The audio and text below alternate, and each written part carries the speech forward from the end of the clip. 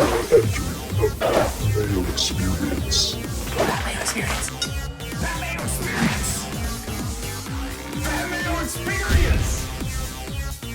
Experience. Welcome to the Pat Mayo Experience, CIMB DraftKings picks and preview.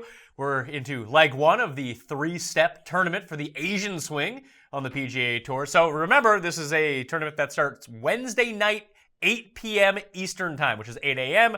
in Kuala Lumpur, but make sure to get your lineups in early before all this starts. We got a 78-man field, no cut at this event, and it's pretty top-heavy. Let's get into it. Talking through this with me, because it's a tough tournament to really assess, is Ben Rasa from Awesemo.com. What's going on, my man? Not much, just, gearing up for the Asian swing. This is always, these are tricky tournaments to break down, not going to lie. Well, I mean, especially because there's no cut. When you look at all the past leaderboards at these events, it's all like the good American players that play or the highly ranked players. They all just tend to play well. So when you try to get in like the value range of everyone, like these guys just are awful. Yeah, it's only 78 guys, but there's a handful who I've never heard. We'll get into them. There's some creative players down there for sure. There are. And then I look at the very bottom of the pricing, and my main man, Satoshi Kodaira's down there. I'm like, well, this is a short course. Where did Kodaira win? Kodaira won at the Heritage. Also, very short course, although it lacked the par fives that this course had. This course is 7,000 yards, and it's a par 72. That's ridiculous. Yeah, really short for par 72. There's going to be some eagles. And correct me if I'm wrong, it looks like there's a decent amount of opportunity to get into some trouble if you are spraying. There is, and it looks like the weather is going to be kind of crappy as well. Eesh. Like, there's going to be, like, thunderstorms, potential, like, not monsoons, but, like, there's a hilly course. It's going to be super humid. Maybe the rain will break that up. I don't know. But, like, eagle rate is something I did look at. There was 41 eagles here last year. Like, even when I bring up the scorecard, I tweeted this out. It's going to be up in my column on DK Playbook as well. Just, let's see. It's not even, there are like drivable par fours, but only on the 16th do people really make eagles on them. Like both the par fives on the front are eagleable par fives. They're a bit shorter. The other two are kind of birdies are better. But when you go back and like look at the guys that have done well here, like Justin Thomas, sure, has won here twice, but like Ryan Moore's won here twice. Nick Watney's won here. Like it's not just the bombers that play well. It just seems like a wedge fest. Like if you're good at hitting wedges, you're gonna play well here. Yeah, absolutely. I mean, the bombers, it makes sense. If they can keep it in play, they have wedges, and then the course is short enough. A guy like Ryan Moore, who went back-to-back, which is insane, clearly. So there's some guys that I think it was set up pretty well for. The trick is going to be, it's a non-cut 78-man. How do you be a little different? I guess, is that just leave the money on the table? That's one way. Maybe that different combination of just the way you structure it. I mean, you talk about, I don't think going for these guys who we don't know who they are is a good idea because it's shown rarely does any of them really break through and do anything in something like this. Yeah, even looking at the very bottom, I'm trying to find like who the best like scrubs in the field aren't even like the Asian Tour players that know the course. It's like James Hahn and Scott Piercy. Yeah, no, Scott Piercy is, I don't think I can go there on any continent these days. No, but is Scott Piercy become one of those players where just play him because he's going to have 5 really good tournaments a year? It's like Si Woo. When you get Si Woo into the mix, he was 10th here his first time. He was like dead last year. I think he shot like an 80 in the final round. But when I looked at sort of the corollary courses and the guys that have played well here in the past, like East Lake really stands out. The Wyndham really stands out. Just places where it's Bermuda greens. And they've switched over from Haslam to Bermuda greens this year. So that's a big kind of shift in what can happen because Haslam greens are super slow. These Bermuda greens are super fast, the same ones as we've seen at the Players. And hey, where has Si Woo played well? These short Pete Dye courses, the Wyndham, the Players, and the Heritage, all Bermuda grass, all faster greens, all wedge fest. Like Ryan Moore is another one who tends to play well at those events. So it's really tricky to try to find corollaries because then you have Justin Thomas and like Hideki and Paul Casey and these big name players who can come in and just storm the field, and they don't play at these dinky events that I've correlated to some of the mid-tier players. So it's tough to wrap my mind around, to be perfectly honest with you. Yeah, I mean, those guys, a lot of times I keep them in a separate bucket because it doesn't really, it's nice that they have a course they like, but they're so good. They can go kind of anywhere. I look to more course fit and things like that for the lower owned guys who can, they really only can excel at certain areas. But your boy, yeah, Siwoo Kodiara. There you go. You can pair him up again. Oh, hey, see, listen, the last time it was very profitable having both those two in a lineup. Maybe it can turn out to be that fantastic. Although I don't think Siwoo was actually in that lineup. That was like how I ended up winning. Because everyone else had Siwoo and I had Kodiara and like no one else did. But I do want to let everyone know, right now, go to fantasynational.com, become a winner. We're on the goal, see if we can surpass $2.3 million in DraftKings winnings this season, because that's what we had last year. We're off to a hot start. Shout out to the Gups Corner team, brought down a $50,000 payday week 1 at the Safeway. I had a really good weekend. Fantasy National really helped out to recoup a lot of my monies. I was a disaster in the overall like $6 when I mass entered with like 20 lineups. But then I played on the weekend golf. I played one team and just entered it across the board. And if Brendan Harkins hadn't have shot a plus 11 in the 4th round, I probably would have won those GPPs. Unfortunately, I had him in, so it was just decent cashes all across the board. So you got the weekend golf, you got the showdown slate, you got the full thing. All slates are available on fantasynational.com. So become a member now. You have generators, you have tools, you have the running stat, and you can build your custom model. So for modeling this week, it's really hard because there's no strokes gained stats from this course over the year. You only get total, and that's not really helping you break it down a little bit. So just based on the players that have done well, you want to go with pedigree. You can't really factor that in, but just quality players who you know that are good just based on world ranking from playing on the PGA Tour. But other than that, I leaned heavily on strokes gained approach, a little bit on off the tee, par 4 and 5 scoring proximity from 100 to 125. You could put that out to 150 too if you want to expand your wedge base, because some of these bigger hitters can hit wedges from 150. No big deal. And the other one I went for was birdies are better. Would you think about anything else that I should be plugging into there? No, I mean, I think you can mix and match with, if you want to take an aggressive line with some of these guys who can bomb it off the tee. It's not necessary here. We've seen that. I do think the important part is what you talked about. What can they do with a short club in their hand? Birdies are better is obviously this is a non-cut. So stability, as nice as it is on a normal week, is irrelevant here because everyone's going to get 72 holes. So it's more about, can they go low? Can they really rack up the points? Past 24 rounds in terms of birdies are better gained against the field that are playing in Kuala Lumpur this week. Justin Thomas, Gary Woodland, Sam Ryder, Ollie Schneider-Jans, who is probably number 1 in bogey percentage as well. Kevin Na, Joel Dahman, Merritt, Keegan Bradley, Jason Kokrak, Rafa Cabrera-Bello is the top 10 of the guys that have gained against the field. Some of those players have played really well at this course in the past. Looking to last week, and if we just want to separate by strokes gained approach, because it's not like Safeway was a super long course. Grillo was 3rd in strokes gained approach and gained off the tee. The guy just couldn't putt to save his life. Do you have any interest in Grillo right off the hop? Always. I was on him last week. He reverted back to, it was weird. Late last year, he actually started putting really well, and he still didn't break through, which was kind of disappointing. I don't mind it. I haven't built, of course, but I don't know if I want to start with him. If I can get him in maybe as my second man, that would be pretty good. I like the spot. I don't think he benefits from a non-cut, to be honest. He's a pretty steady guy. But, talent-wise, iron-wise, right up there at the top. The other guy who's probably going to end up being mega chalk before we get into all the pricing was Sam Ryder. Sam Ryder was 4th. He's 5th in strokes gained approach at the Safeway, ended up coming T4. He had that nice run on Saturday that a lot of people were able to grab him live and see what happened towards the end. And if you were able to each way it, boom, you got yourself a nice payday when it came to that. I'm very disappointed Luke List is not here coming off. People always just rag on Luke List, but hey, here it is. Just you bet Luke List to win, you put him with the each way, and boom, he comes inside the top 5. Already up Luke List monies on the year. So this is just fantastic news. You should just quit, take the win on the year with him, cash in those chips. Hey, I cashed in with him last year with all the each ways. Like just basically him coming inside, losing in the playoff at the Honda with the each way on him paid for his entire year. There you go. Yeah, Sam Ryder, I'll put it like this. First of all, I had to, Sam Ryder and Sam Burns combined into one person for me. So I had to figure out who was who last week. Now that I've realized they're separate people, this guy, yeah, he's on a pretty good run. The irons are really hot. The one thing, and we were talking a little, I think he's going to be really popular, and that's not something super into here. There's other guys, maybe I go to a Bo Hostler or even Burgoon. Those are guys in the same range that if they're a fraction of the ownership, I'll roll the dice there. Burgoon makes a lot of sense. The par 4 scoring lately hasn't been all that great, but he's like second in eagles, kills the par 5s, and just in general makes a ton of birdies. So at a 72, like with no cut in play, he just feels like one of those like mid-tier guys that can just fire off like a 62 on any given day. Yeah. I mean, that's what you're going to need. Guys are going to outscore their placement.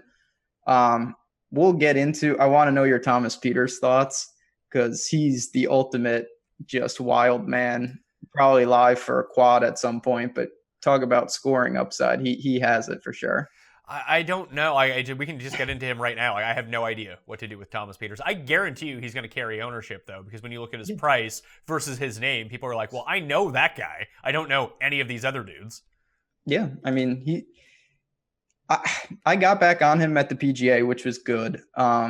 It's just he doesn't seem to be able to avoid monster holes. I mean, even in Europe, you look and he has 8s and 9s on the card, and then he breaks a club, which has become kind of his trademark at this point. It's tempting just because talent-wise, I still think he's up there, and it's a non-cut. But there's some decent mid-range options when you look at things as a whole. So if there are decent mid-range options, what's your strategy for building here? Do you think it's just to jam in Thomas, jam in Scheifele, or whoever you like from the top and go complete stars and scrubs and try to leave a little bit on the table? Or do you just try to not necessarily max out the salary cap, but instead of leaving like 900 on the table, leave 200 on the table and just build a very balanced lineup? So both are definitely viable. Right now I'm, Justin Thomas to me glaringly stands out, which is not anything in terms of a hot take. If I do that, I'll be more apt to leave a little more or be different, because I think most people are going to do that. If I take a different build up top and say I start with like Billy Ho or something weird, then, if my team is hovering around 50K, I won't be as worried, just because I think naturally that'll be a little different. So it's going to depend on who I have in there. If I take the traditional vanilla Justin Thomas up top, I'm going to try to do something unique towards the bottom. How much do you think like the DraftKings pricing has it factored in, like Thomas, Perez, and Ryan Moore all getting the bump because of their past course history with wins at this course? Would you go back to any of them based on course history? Like what do we do with Pat Perez? I wish I knew, honestly. I don't really like him at first glance. I mean, he's the winner, defending champ. We've seen guys repeat here. Don't really know where he's at, in terms of his game. I think he carries some ownership because of that. You got your boy Cam Smith right above him, JB even, who showed some life last week. There's just other options in that kind of weird 8K range. All right, let's go to the top of the pricing. You mentioned Justin Thomas. He's like 4.5 to 1 to win this event. Insane. The next closest guy, that's almost like, if you were to look at the 4.5 to 1, that's basically unbettable in a golf tournament, right? Even if he is the overwhelming favorite to win. Yeah, no, that's ridiculous. But having said that, for DraftKings, Cantlay's a perfect example. Last week, he was the betting favorite. Obviously, wasn't 4.5 to 1, and he carries the ownership as the most expensive guy. Now you're betting, you're rostering a guy who by Vegas odds, 4.5 to 1, that's ridiculous, but it does make me, willing to really allocate a lot of ownership there because he is the heavy favorite. We haven't seen the heavy favorite do the best at this tournament. Even when Justin Thomas won back-to-back years, he wasn't the betting favorite. The first year, he definitely wasn't. The second year, he still wasn't. Even when Ryan Moore went on the repeater, he wasn't again. We've seen some longer odds guys end up winning this event. Like Justin Thomas was 17th last year. So at $11,700, you do get the 4.5 to 1 favorite, a guy that's going to be immensely popular on DraftKings this week. But he was T17 last year. If he comes T17 this year, and you don't have Justin Thomas, it's like a missed cut for Justin Thomas if he comes T17. Especially if, there's an opportunity cost. If it's at the direct expense of, say, Ryan Moore or Billy Ho, one of those other top guys, where you're not going to have that many people who jam in two of them. I don't even know how feasible it is when you do it. That could be huge. It's a risk reward with him. Obviously, he has the capability to go out and just win going away, and then it's just a tournament of 5 guys with every team that has Justin Thomas. So, it's going to be a blend of how much is too much. Do I want to allocate an extreme amount, or do I want to roll the dice and say, you know what, it's a non-cut. He's still, even though the odds are ridiculous, more likely than not, of course, he's not going to win. And can I just get by with really going underweight? Justin Thomas, Ryan Moore, Billy Horschel, Xander Schauffele, and Paul Casey are the 5 guys that are above $10,000 this week. Do you have a favorite of those 5 besides, just factoring in the price? Like, Thomas is coming off the Ryder Cup. Moore played in a playoff last week and lost. Billy Horschel hasn't been seen since East Lake. Xander hasn't been seen since East Lake. And Paul Casey's coming from the Ryder Cup. It's almost impossible to factor in how much travel can either impact positively, negatively, and we don't know really what these guys have been up to. I know Billy Ho was in America playing in like a pro-am with his daughter or something like that on Monday. Right. And this starts on Thursday morning in India, or in Malaysia, sorry. That's kind of odd. That doesn't inspire confidence, but can you really put any stock into the travel? Not really. I do put stock into that during the year. This is just, there's so many unknowns. Like you said, I have no idea, like where, maybe someone can dig and find out, but like Paul Casey, has he been over there? Did he go over early? Has he been chilling and he's flying over, yesterday or today or something like that? I have zero idea.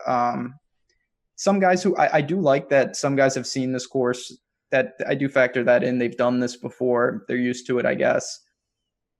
For the most part, though, I think I have to just lean with other factors because you really just don't know how guys are going to respond. Looking back at it from the past few years, like last year, the best guys in the field, obviously Pat Perez, but then it was Bradley, Xander, Cam Smith, Paul Casey, Danny Lee, Lahiri, Rafa Cabrera-Bello. Rafa Cabrera-Bello and Lahiri actually have back-to-back top 10s at this event. So does Keegan Bradley. Like, does it make sense to avoid these? Not make sense, but like if you're trying to have a unique lineup and there's the 5 guys that are above $10,000, could you just start your teams with Keegan at 9-9? You could do something like that. If it was me, I would start my team with Leishman at 9-8. I think I just prefer him. Keegan, I know he sets up well here. I know he's played well here. I still think, when it comes down to it, he's just not that type of golfer. I'll take the talent over with a guy who, maybe this is a hard reset because Leishman really tailed off at the end of last year after a really good year overall. So I think in that entire $9,000 range, you got Bradley, Leishman, Woodland, Grillo, Rafa Cabrera-Bello, and Snedeker. I can see myself starting, I think my single favorite play in the field is Brandt Snedeker. Like it's really weird. Like he played really well last week, but is getting no credit whatsoever. It's Bermuda greens, which is really nice instead of the Pasla. He putts well on Poa, he putts well on Bermuda. We saw him at the Wyndham. This is a course that I think that correlates really well with this. He's won East Lake in the past. His game is rolling a little bit right now. Wasn't the best with the irons over the weekend, but he still ended up in a playoff, did end up losing. He just had a bad final day. It happens from time to time, but you're getting a pretty decent discount for a very quality player. And the other one would just be Gary Woodland, who was playing really well through the playoffs, has played well at this course in the past. And I'm just thinking iron players. So Snedeker, Woodland, Keegan, like those 3 guys really stand out to me. Yeah, I'm with you. I like Woodland. He's one of those guys. He's a bomber for sure, but he benefits from a shorter course. He can limit his spraying. And that's really what gets him into trouble. He's been good lately. Yeah, Sneds, if you take it on a macro level, that was a success last week for sure. It just ended really badly. Should have found the winner's circle.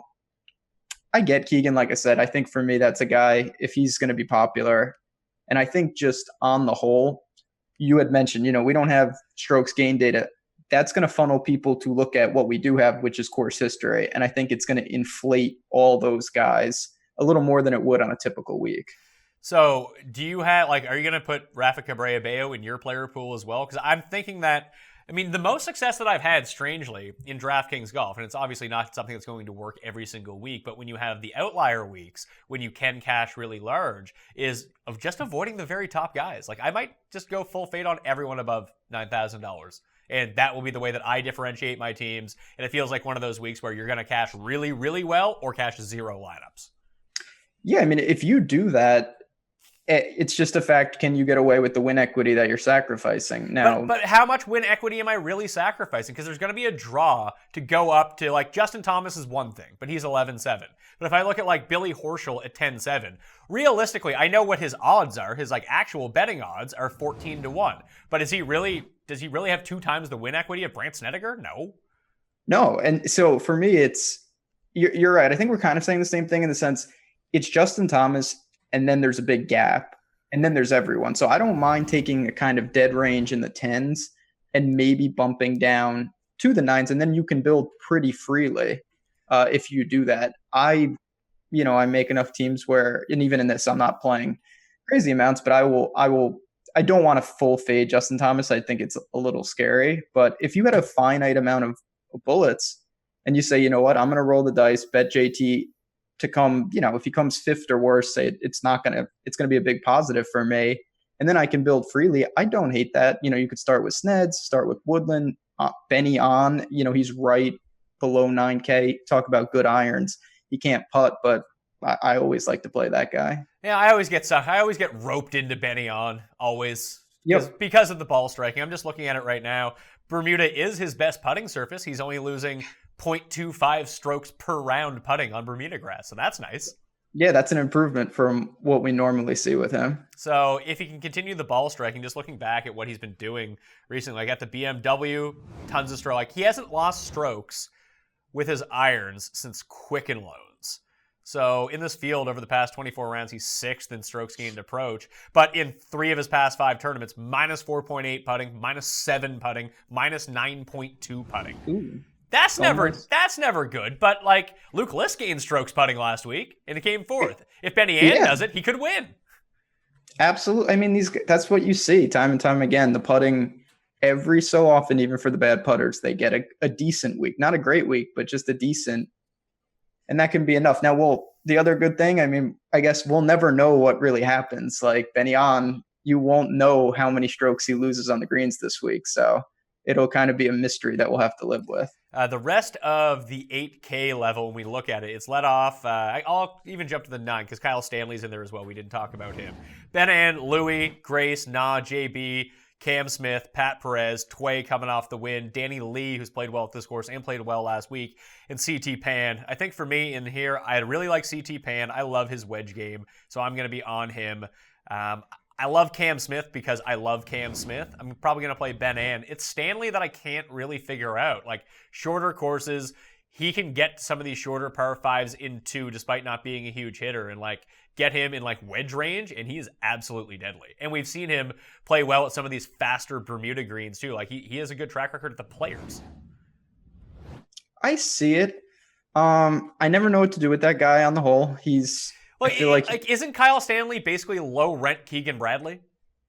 Oh, God, that is a harsh Kyle Stanley take. My God, or maybe I just hate Keegan at this point. Maybe, but Keegan is like he gains a bunch of strokes off the tee because it's like distance plus accuracy. Now Stanley gains a bunch of strokes off the tee, but it's all like accuracy and not distance. But they're both really good at ball strikers and iron players who can't putt. Yeah, they're both that. I don't know. Kyle Stanley's a guy I feel like, and maybe this is a bad take, he's really good on a hard course, those long par 4s. I usually gravitate towards him in those type of tracks. Now, here, he's shown up. We've seen him in harder fields and stuff. I still think I roll with Benny on. My man Usti is right there, who we have no idea what he's going to do. But, he's another guy that I wouldn't fault anyone for taking a shot with the old South African. Yeah, and with Louis, this tournament's not in America, so it's plausible he could actually win. Yeah, I mean, barring that hopefully his bed gets there and he's comfortable, he doesn't withdraw. You always have the Usti withdrawal watch, but, he's talented enough, obviously, to compete in a field like this. So if this could be a sneaky spot for him if he doesn't garner a lot of ownership. I'm probably going to be full fade on Kevin Na. JB is super interesting to me, but I think I'm just going to end up just playing Cam Smith and CT Pan at this lower range instead. Like JB last week was all chipping and putting, which is not great for JB.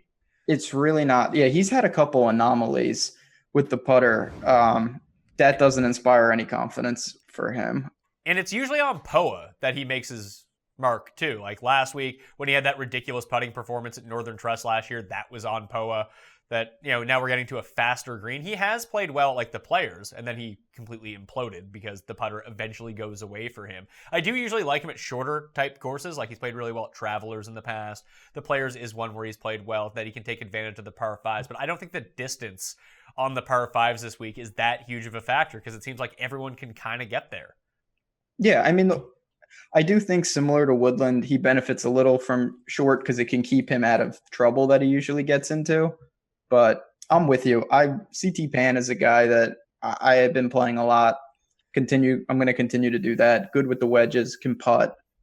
Just a solid player who I think, we see some pretty big things out of this year. And if this breaks down to my corollary with the Wyndham, CT Pan should have won at the Wyndham until he hooked it into the trees on 18. Not good. $7,000 range. You got your boy CH3. Yeah, my boy. All right. You liking some CH3? That was a dark time in my life last year.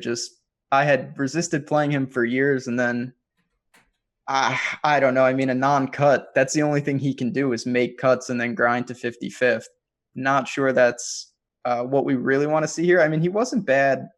I don't think it was here at the one in South Korea last year. He was pretty good. The CJ Cup or whatever it's called. Yeah, the CJ Cup was like Thomas ended up winning there, and it was a super duper hard. Probably something to give Kyle Stanley a look for next week at the CJ Cup.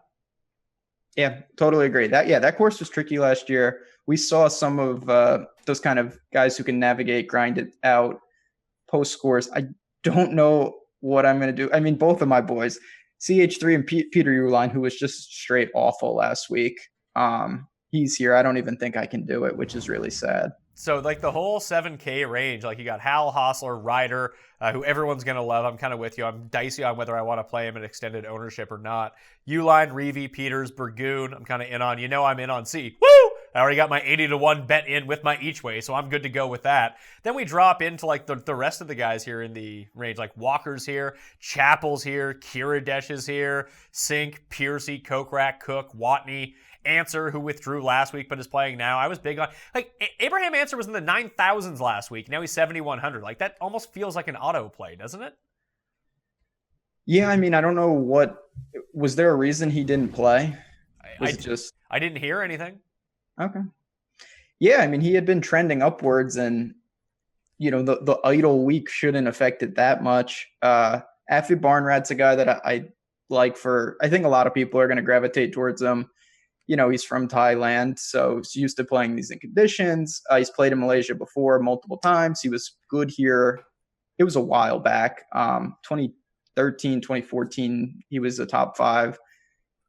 Devours par 5s. Seems like a pretty good spot and a non-cut for that guy. Well, at 6,900, Troy Merritt's right there. He might get some love this week only because he performed so well last week. But again, a lot like JB Holmes, it was all chipping, it was all putting. He's actually lost with his irons in 5 consecutive events since winning the Barbasol, where he gained like 12 strokes with his iron somehow. But I feel like that's an easy fade for down here because I know people are going to go to him. Yeah, on the surface, it looks like a good play because you're like, oh, this guy coming in hot, but that doesn't tell the whole story. And we both know that when you're doing it like that, it's only a matter of time before your irons let you down like that. You got to find a way to grind back, gain strokes through the approach. Do you know Ollie Schneider-Jans lost almost 9 strokes with approach last week? Impressed. Ollie Schneider-Jans has got some, he had a tournament last year where he had like 20 something birdies and he got cut by about 10 strokes. He's impressive in a bad way. I don't know what has happened to him. I obviously am not going there. Chesson Hadley he killed me last week. How he couldn't get through that cut was really bad for me. Well, looking at the other guys in that 7K range, like, are you going to be in or out on Pieters? Because I'm probably going to be out. I'm probably going to be in. Okay. Just because?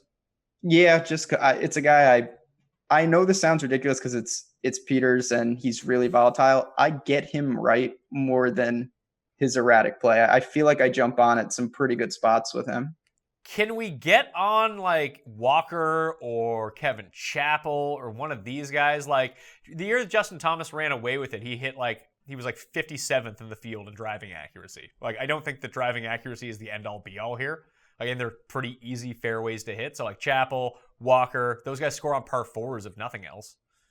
Yeah, Chappell, I mean, it's the putting, and I don't know if that's going to return ever at this point. It's been really bad. I think I'm in on him. Jimmy Walker, I don't think I'll be there. I see it, especially if driving accuracy is not important. But yeah, Chappell 7,300 in a field like this. And like the last time we saw Chappell was at the Dell. He gained over 2 strokes off the tee, over 3 strokes with his irons, and then he just couldn't putt. So, but you're going to play your boy Stu Manji instead of Chappell? Ooh, I mean, do you think he'll be popular? I really can't tell. I worry about old dudes in this like awful heat. I know it might be tough sledding out there. He needs a cart. Yeah, I think he sets up pretty well. You know, the course is certainly not overly long. His irons are good. My first thought was nobody's going to go to him. People will go to Effie Barnrat, even Chappell, and Sink just, you know, he does things. He slowed down there at the end, but he's had so many tournaments where he just gets nuts with those irons. And if he does that, I think it's a pretty sneaky spot for him this week. And like in his past 4 turns at this course, 13th, 17th, 56th, not great, in 11th. So he's played here before. He gets it. Yeah, he gets it. He's survived the heat before. So one more into the jungle for him. And the switch to Bermuda should only benefit him because he is a pretty decent Bermuda putter as opposed to the other surfaces. Yeah, no, that can't hurt him. I'm clicking on him. I'm throwing him in the player pool. Put him in. What about my main man, Austin Cook? I knew you were going to bring him up just now. Isn't this sort of the short course wedges Bermuda that you want to see? Par 4 scoring? Yeah, I think so, actually. He's him and Cam Smith, throw them together on teams. I don't mind at 7,100. He's shown the ability, again, not that this is overly important, but I've seen him a couple times make a huge number and then he grinds back, can really score for a guy who I wouldn't think can, but this is a pretty good spot. And like I said, the price he's down there with a lot of guys that I think he's just better than. So I'm going to add him to the player pool. Yes or no on Piercy? No. Nope. I think I can't do it. I don't know if I can pull the trigger. Can't putt. I know there's other guys who can't putt, but there's just no hope. Again, we won't know. We won't know when it says that Scott Piercy, it just says like shot 1 to fairway, shot 2 to green, shot 3 to green, shot 4 to green, shot 5 in the hole. We won't know what exactly he did, but it won't be good. I think you can roll the dice on Kelly Craft a little bit. He's not terrible in these no-cut events. Putts well on Bermuda's, good with his wedges if you wanted like a loser from the $6,000 area. The other one, I guess, is Brian Gay. Brian Gay putts great with a wedge. That's really his entire MO. That's what he does. Was he good at the Wyndham? ? I can find out. Brian Gay. Let's see. Wyndham. I feel like he was 6th at the Wyndham. Okay. Yeah, I remember that now. I was at Del Mar in California. Anyway. But he's been like brutal for like through the FedEx Cup playoffs. He was bad. Yeah, that was all. What about Keith Mitchell right there? Killer Keith just bombs, so that can always play well, but I don't know. I feel like the irons have been off and it's just all driving, and I'm really going with irons over driving this week. Yeah, I think that's the kind of guy, if I have enough room, I might throw him on like an aggressive bomber team. But other than that, I think I'm with you. There's other guys who are just doing a little more outside of just bombing the ball that I think I'll go to. Can we roll the dice on Ollie, or has he just been too bad? Ooh, I kind of want to play him. Like if it's going to be a no-cut event, he's going to make birdies. Maybe he won't make as many bogeys this week. He doesn't make bogeys. He makes quad bogeys. The crazy thing about Ollie is he's actually putting pretty well during this like absurdly bad stretch. I think if I wanted to do something insane, I would just play Ryan Palmer at basically the same price. Yeah. Can you go to Steele? I'm not going to Steele. I was really low on him last week. I just feel like maybe people will, the course history and his recent form are coinciding, and it's starting to drag the ownership down to where it makes it more interesting. I would rather play. I mentioned Chesson Hadley, who he talked about couldn't buy a putt last week. His irons were good. He just couldn't make one on the POA. So I think I'll go right back to him, as painful as that was. The only guys I'm really looking at here in like the $6,800 area, I'll probably play Ryan Ermer. The accuracy is one thing, but he's really good with wedges if he can get it out there. Scores really well on par fours. I'll take my chances on him. I doubt anyone uses him. JJ Spawn, can we go back with Spawn? Because I don't really need to be talked in all that much. No, I mean, I used him last week a lot. Spawn's just good. I've said this before. I really think that him being banged up, here and there has lowered what people think of him. He was on a really nice trajectory, and then he got hurt. So now that he's healthy, 6,700, I'll buy that for sure. I guess the only other guy, I mentioned him right off the top, was Kadira. I'll use Kadira. I probably won't use a ton, but he's the min at $6,300. Like, he's down here with Ernie Els, Davis Love, Raheel Ganji, Minchel Choi, John Catlin, Gangan Jeet Sharma. Poor Sharma. Yeah, Sharma really fell off the cliff. But like, Kadira was 17th his last time out in Japan. He hasn't been good since the Heritage, but the Heritage is the sort of put it in play, score on par fours, hit some irons, get hot with the putter on Bermuda, and boom, you're good to go. Like, world ranking compared to all these other guys, he's still like top 50 in the world, and these other guys are like legit like 1,000th. Yeah, I mean, some of them, this is the first I'm hearing of Barry Henson and the gang. If there's a guy, it would be him down here. I don't know how necessary it's going to be.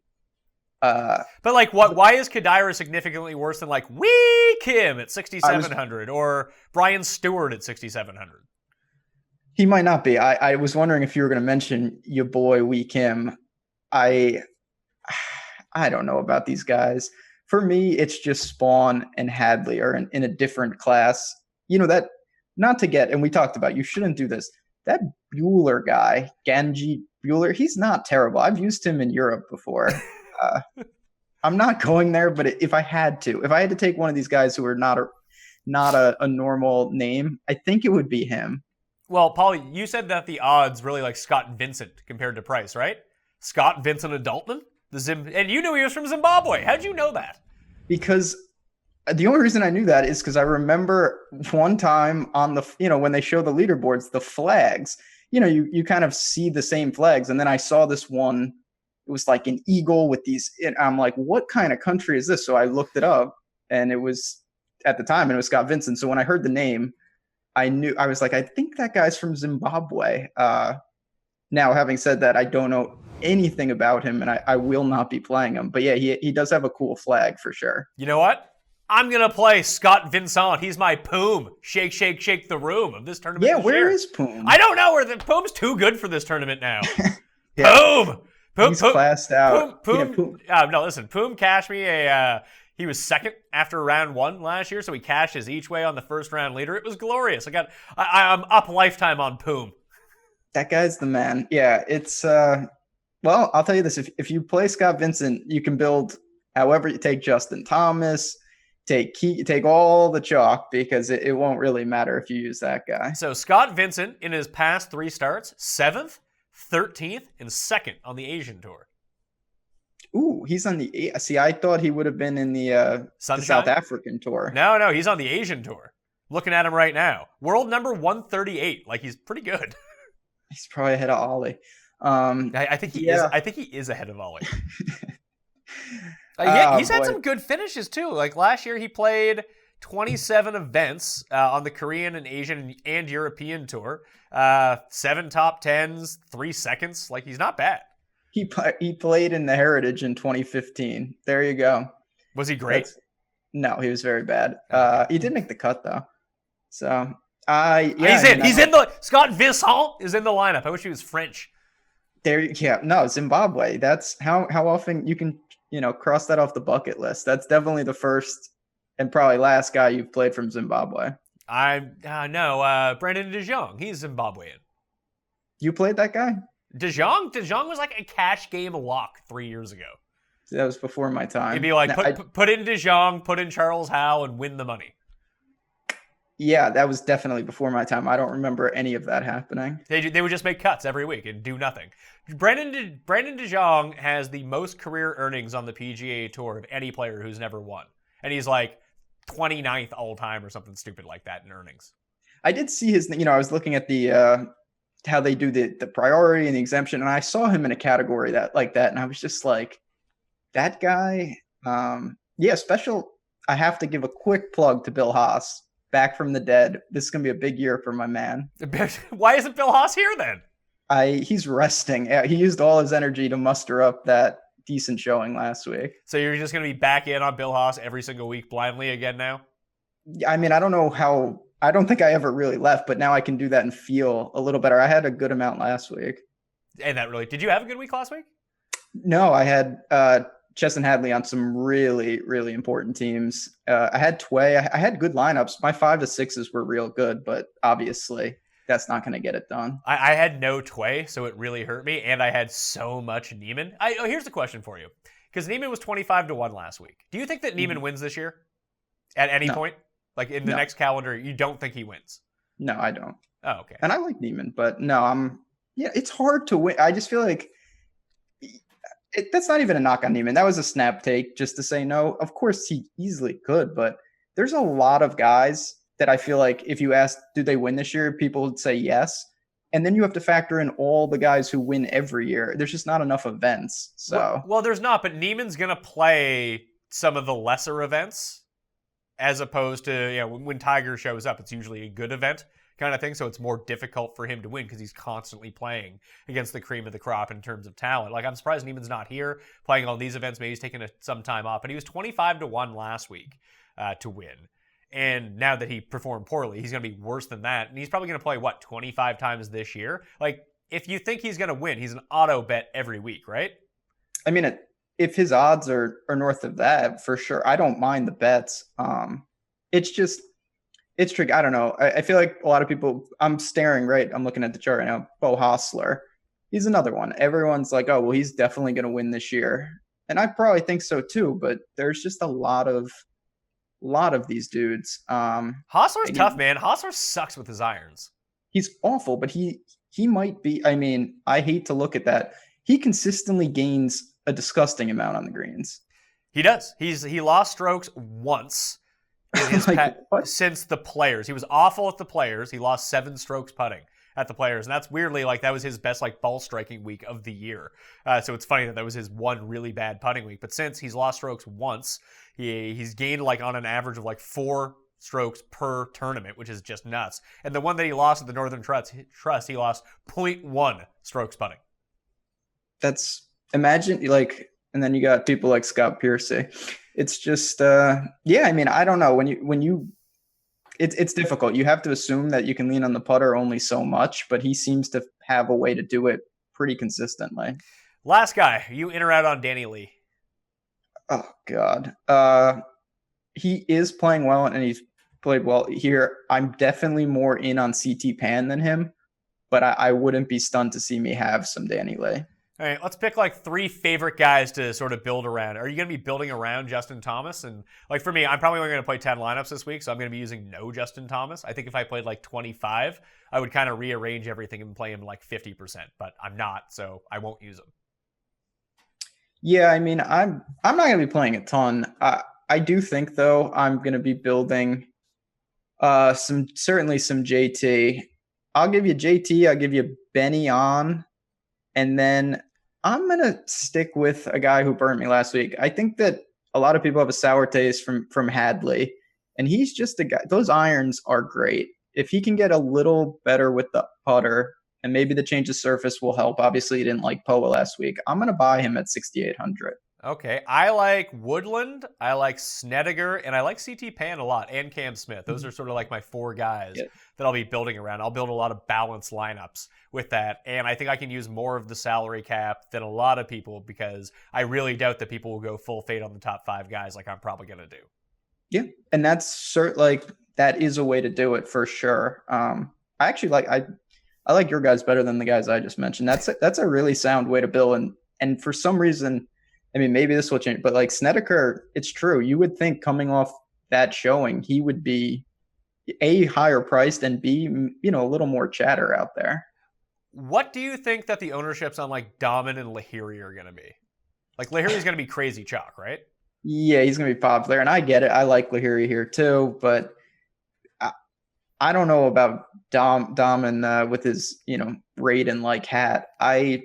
He's kind of out of sight, out of mind for a lot of people. He had that stretch. Did you say his Raiden hat? Isn't it just a Yeah, stupid he bucket? wears. He doesn't wear the Raiden hat. He has like a bucket hat. It's pretty close to him and Ben Crane are sporting close to a Raiden hat. It's pretty shady what he's wearing out there. But yeah, I don't know. I don't think he'll be too popular, but Lahiri definitely going to be chalk, and I like him, but man, it's always scary when that guy garners some ownership. It is. It's super tough. I was just looking at the past 24 rounds top and par fours gained in that time. Thomas, Danny Lee, CTPA, and Brian Stewart. I guess I shouldn't have shit talked him. It's Stewart Sink is up there as well. Then you got the guys that play well here. You got Horschel, Moore, Cabrera, Bayo, JB, Tway, and Snedeker. Those are the guys that are up there. There you go. I think that's the way you want to roll here. Austin Cook also rates out really well in par four scoring. But I think Austin Cook's a good one this week. I think he always does, though.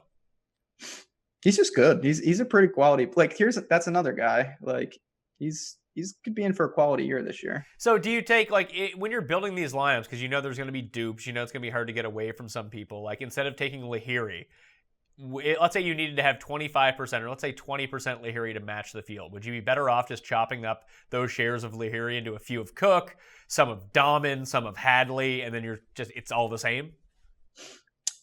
You could do that, or you could say, you know what, what I'm going to do is my Lahiri teams up top are going to be the ones that say start with like a Woodland or a Leishman or something different. Like starting with JT and ending with Lahiri, you're certainly on the track to be duped a lot. Not saying that's what happens, but you're going to have to mix it up with the other four. Well, I mean, if you just use Justin Thomas, you have to use lock of the week, Scott Vincent. That's, again, the Scott Vincent wild card. That can get you out of jail for sure this week. Or put you in jail and make sure you never get out and have no money left. Yeah, you might not be able to make bail if you play him. That's for sure. Yeah, you wouldn't even be able to afford a lawyer at those prices. You're going to have to go to legal aid. Go to Zimbabwe lawyers. They'll get you cheap. Listen, I don't want to cast aspersions too much with stereotyping, but I bet you the legal aid lawyers in Zimbabwe, not the most trustworthy. Probably in the pocket of big Zimbabwe. They've got some inflation problems in Zimbabwe, not to impugn the whole country, but they're the country running out like $1 trillion bills because of inflation. They have some issues. Yeah, well, they got Mugabe out of office, and now they're not quite suffering from hyperinflation too much. But anytime you suffer from any sort of hyperinflation, bad news. Scott Vincent's their last hope. This is Scott Vincent's gonna win the CIMB Classic, win himself like $1 million, and have he'll have all the paper in the world. Yeah, it's gonna be quite a 30 for 30 in 10 years on this one. All right, that'll do it on the Pat Mayo Experience CIMB Classic DraftKings picks and preview. My betting cheat sheet will be up on Facebook.com/thepme.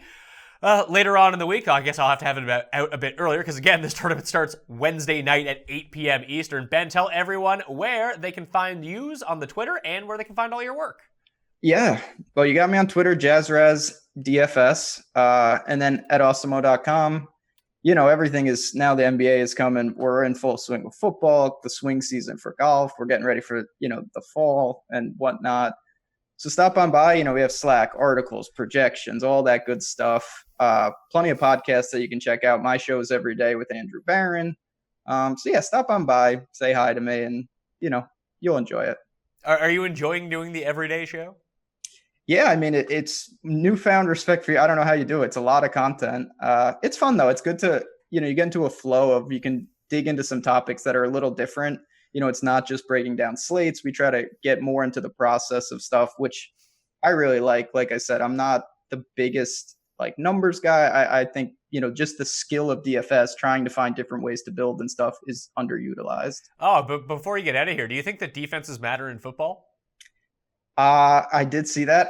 I do think defenses matter. How much? That's up for debate. But yeah, give me the running backs against the Falcons for the rest of the year, and you can have them against, a super stout defense, and we'll see what happens. All right, that'll do it on the Pat Mayo Experience. The cheat sheet will be up on dkplaybook.com before lock, probably later on Tuesday. Plus, all the football content coming out. Spread show back this week. That's going to be fine. So I do need to let you know the odds and lines are subject to change. See the website for actual odds. And if you or someone you know has a gambling problem and wants help, call 1-800-GAMBLER. I'm Pat Mayo. Thank you for watching. Good luck. The CIMB Classic. I'll see you next time. That Mayo experience! Experience!